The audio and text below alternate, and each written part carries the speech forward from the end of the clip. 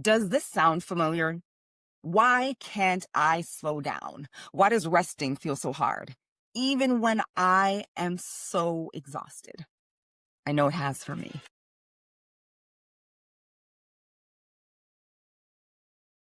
Welcome to With Karen D, the podcast, the place where we get real about one truth. Good things do not come to those who wait. Good things come to those who go out and get it. And where we also get real about how we can take back control of how we show up, how we lead, how we perform, how we communicate, and ultimately how we live.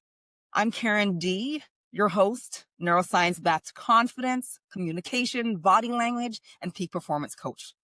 And the secret weapon behind a lot of the individuals you might see on TV, leading countries, and walking on red carpets.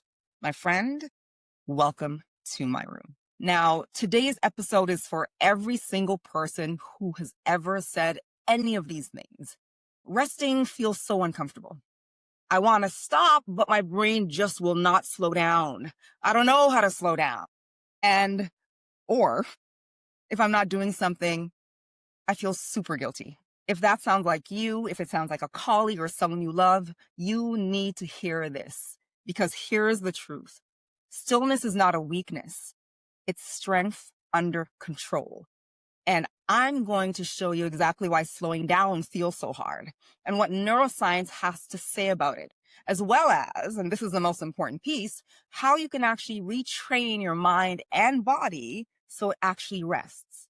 You know, I distinctly remember a time where I always had to be on the go because my personal definition of success and just like that epitome of where I want to be was defined by how busy my schedule was. And I physically felt busy all the time. And yes, I'd take time off. However, even if I booked a vacation and went on vacation, it took me days for my mind to simply slow down so I could start to relax and enjoy wherever I was around the world. And it sucked. It literally sucked. But here's what I want you to know. And it's what I had to learn. And it's also how it shifted everything for me. And I want you to hear me loudly. You're not broken. You're not bad at resting. Here's what's really happening. Society has, one, conditioned us to see constant motion as success. And our busyness has become our badge of honor. Isn't that crazy? Literal badge of honor. You know, and the biggest thing is this. Our nervous system has now adapted to stress like it's home. And now your body thinks that stillness, that state of slowing down, is a threat, not a relief, which it needs to be. So let's break this down, because once you understand it, I'm hoping that you'll never feel guilty about slowing down again. That's the key. So let's talk about the psychology of why you can't slow down. Now, this is the uncomfortable truth. Most super busy or high achieving people are addicted to being busy. And yes, I use that big A word, addicted, because it activates something or activates the same neural loops in our mind, right? And it keeps it in a loop. And here's why. Busyness gives our brain dopamine. And most people know dopamine as a happy hormone. And it is, but it's also the anticipation and reward hormone. And our brain loves checking boxes. It loves to feel productive. It loves feeling like you're moving forward. So when you're constantly getting hits of micro hits of dopamine, those little hits, rest does not give you that. So here's what happens to your brain. It says, no, thank you. It says, let's actually do something. You're too still. So we've associated stillness with danger. We've associated it with failure. We've associated it with falling behind. Now, some of us, and I include myself, some of us grew up in environments where if we weren't working, we were judged. If we paused, we were punished. If we slowed down, life became chaotic. If you relaxed, someone told you that you're lazy. Or if you relaxed, someone told you that you should be doing more. So your body learned this. Your body learned that rest equals vulnerability. Your nervous system stored that message, and now stillness feels unsafe, not soothing. You've built an identity around being the reliable one. I know I've been there. The strong one, the go-to person, the person that gets it done, the person who has the answers. And let's be honest, a lot of your self-worth is wrapped up in performance. You've been praised your whole life for being highly productive. Does this sound familiar? You're so disciplined. You are so resilient. You've been through so much. Or, you're super reliable, or you're the reliable one. No matter where you go, you're the one person in charge. You're ambitious. You're strong. But hear me out for a minute. When was the last time someone praised you for resting? Exactly. It just doesn't happen. Now, here's where things really get real. Your nervous system gets used to your most repeated state. If your body spends most of its time in a space of urgency, pressure, solving, solution oriented, performing, overperforming, staying on top, managing in a mode of always helping someone else, building something, producing, then your nervous system thinks that this is your baseline. So here's what happens when you try and slow things down. You try to bring it down. Your body says this. Your body says, oh, hold on a second. Hold up a second. Whoa. What's this quiet thing that's happening? What is this slowness? Are we okay? Are we missing something? Shouldn't we be doing something? And this is exactly why when you sit down to rest, you feel 100% restless. When you try and take a nap, your mind starts racing. You take a day off, you feel guilty and you fill it with things to do. When you go on vacation, you literally need 4 days just to drop into that relaxation mode. That was me. And it's not because you're incapable of rest. It's because your body has been trained to operate in survival mode. And survival mode says this: don't stop. And I'm not trying to be too sciencey with you, but I really need to break down what's happening in our central nervous system.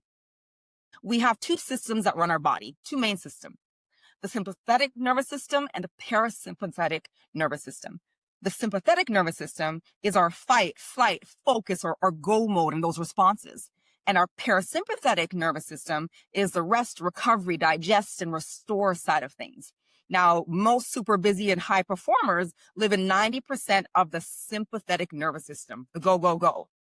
And your body gets good at whatever you practice. I'll say it again. Your body gets good at whatever you practice. You've practiced stress. You've practiced speed. You've practiced urgency. You've practiced pressure. You've practiced being perfect. That perfectionism. But no one has taught you how to actually take the time and practice stillness. Now, here's why rest triggers anxiety in some people. And this will sometimes shock people when I say it. When you're used to being busy, stillness feels dangerous because your body doesn't know how to literally be in that mode and be there. It's like trying to meditate after years of running marathons. Your body says, hey, where's the motion? Hey, where's the pace? Hey, what's going on? Where's the adrenaline? This is why I always remind my clients, no matter who they are, that your nervous system doesn't instantly understand rest. You have to actually train it. We live in a society where we're proud of being overworked. It's something that we talk about. It's conditioning. We've been socially rewarded for working long hours, being exhausted, and still doing the work. Hustle culture, sound familiar? Always being available. Can anyone raise their hand there? Always being available. Always saying yes. Constantly being in motion, whether you're home, whether you're not at home, whether you're in between where you should be. That limitless, ongoing motion, right? Burning out quietly and talking about burnout. And people call that dedication. They call it ambition. They call it grind. One of my wellness guru clients that I work with always says this: Karen, society has socialized us to wear busyness as a badge of honor. But busyness is not the same as fulfilled. Busyness is not the same as successful. Busy is not the same as impactful. And let's be honest, let's just tell the truth. Busy is often trauma in disguise. Yes, I said it. Busy is avoidance in disguise. Busy is emotional numbing in disguise. If we're keeping it real, busy is a lack of boundaries in disguise. You see, resting forces you to slow down long enough to face yourself. And most people have never been taught how to do that. So let's now move on to, well, Karen, this is great. What can I do about it? These are the exact practices that I use with myself, my executive clients, my celebrities, my professional athletes, and they're useful for you too. The first one is called the 30-second body check-in, right? So every single hour, here's what I want you to do, no matter where you are. Put both feet flat on the floor, drop your shoulders, loosen your jaw, and I want you to inhale for 4 seconds through your nose and exhale for 6 seconds. Then you're going to do that 3 times. And that breathing exercise alone resets your entire nervous system. That's one practice. Practice number 2 is schedules mini or micro resets. And what I mean about this is when you rest for a little amount of time, you get your body in the habit of resting. So instead of trying to rest for 3 hours, try 3 minutes. So for example, 90 seconds of quiet time before a meeting, 2 minutes of slow breathing after you finish a heavy task, or even 5 minutes of screen-free time after you finish working on a project. Just remove yourself from it. Rest is a skill. It's not an event. Here's another practice. Replace I should be doing something with my body deserves this. Language matters. Words create neural associations and pathways. So practice telling yourself a different story. We believe what we tell ourselves. I'm allowed to pause. Rest is a part of my performance plan. My body deserves calm. Stillness is a strength under control. Those statements. Another practice. Start with mentally safe stillness. So stillness, like I said before, it feels threatening because it's unfamiliar to us. So start with low threat rest. These are like micro things that you can do. First one, listen to calming music without having the need to also be busy on your phone scrolling or checking emails. Another one, step outside for fresh air without a plan. Just go outside and inhale the fresh air. If you can't go outside, open a window and breathe it in no matter the weather. Next, lie down with your eyes closed and breathe deeply and listen to your breath, especially if your mind races. Another one that sounds simple, but it's useful. Take a drink of water, but take slow sips. You see, it teaches your nervous system that nothing bad happens to you when you slow down. And another thing is this is huge. You have to dissociate your life and your worth to your busyness and say something like this to yourself. My worth is not tied to my output. Then ask yourself these 3 key questions. Who am I when I'm not producing? Who am I when I'm not performing? Who am I when I'm still? Asking yourself these questions and answering them will shift. It has a capacity to shift your entire life. If slowing down makes you feel uncomfortable, it's not because you're weak. I'll say it again. It's because no one taught you how to rest. No one taught you how to regulate your own nervous system or even about your nervous system. No one taught you how to feel safe doing nothing at all. But now you know exactly what's happening in your mind and you know exactly what's happening in your body and you have the tools to change it. Remember this, stillness is not weakness. It's strength under control. You know, I remember working with a client, I'd say just a few years ago, less than 5 years ago, and they were a CEO of an organization and their schedule was filled from morning till afternoon. And what was great to see and what everyone saw from looking outside in was this gentleman was very regimented. They knew when they woke up, they knew what they did. They knew what they did for their exercise, where they needed to be. They knew when their car picked them up. They knew when the drop off was. They knew what meetings. And if you looked at their calendar, it looked incredible because he had blocked so much time. But when you actually look deep, when we did work together, there was no rest in there. You know, we often have conversations around time management, and if you can manage your time better, then you'd be more productive and you'd be able to slow down and those type of conversations. And I won't go into all of it. We hear it. If you don't have good time management, it equates to burnout. But I challenge that. And like I said, you are on the With Karen D podcast, and we're all about real talk. I challenge time management. And here's where here's something I want you to consider. Even if you're great at time management, my question to you is, where have you intentionally inserted time to rest? Because that's what matters. What matters in truth is our state of recovery. We put so much emphasis, we put so much time, so much focus into what we're currently doing, and we forget about the recovery piece. I want to let you know that for our brain, how we choose to recover is just as important as, even more important as, what we choose to do. For anyone here who's watching or listening, if you've ever experienced burnout, you know how hard it is to get out of that space.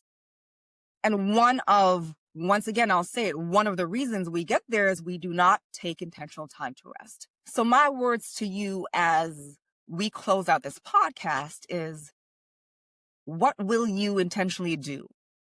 Where will you intentionally make space? Where will you make time to train your brain, your body, and your central nervous system to realize that stillness is okay, that stillness is safe? A reminder that you don't wake up and have it happen.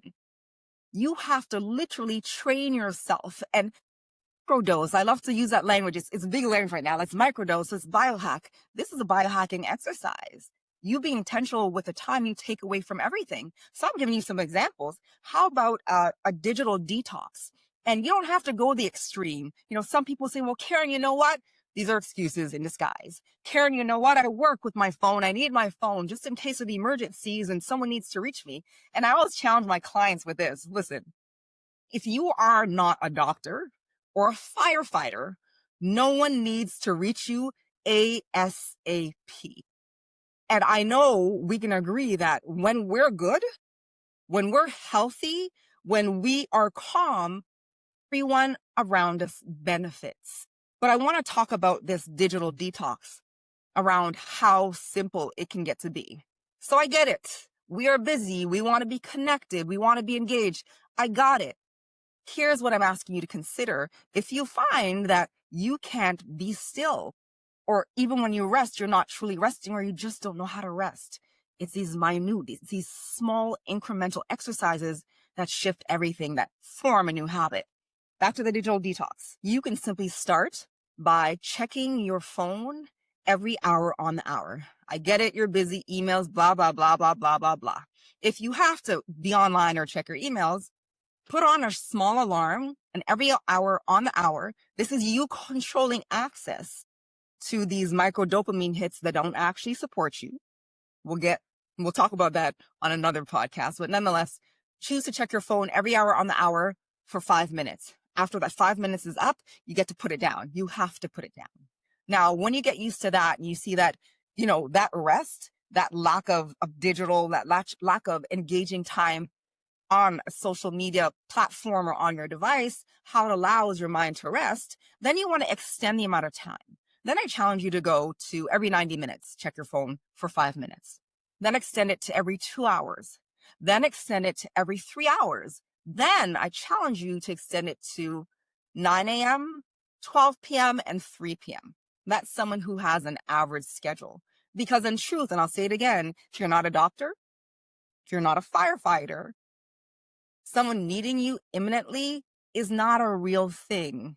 In truth, it's literally your ego talking and being fueled by you touching your phone to showcase and remind yourself that your ego is being filled and fueled around your sense of importance. As I get ready to close out, my last words to you are this: stillness is not a weakness, it's strength under control. And if no one has told you this today, you deserve rest. You deserve ease. You deserve slowness. Your body deserves peace, but it all comes by choice. I'll see you in the next episode.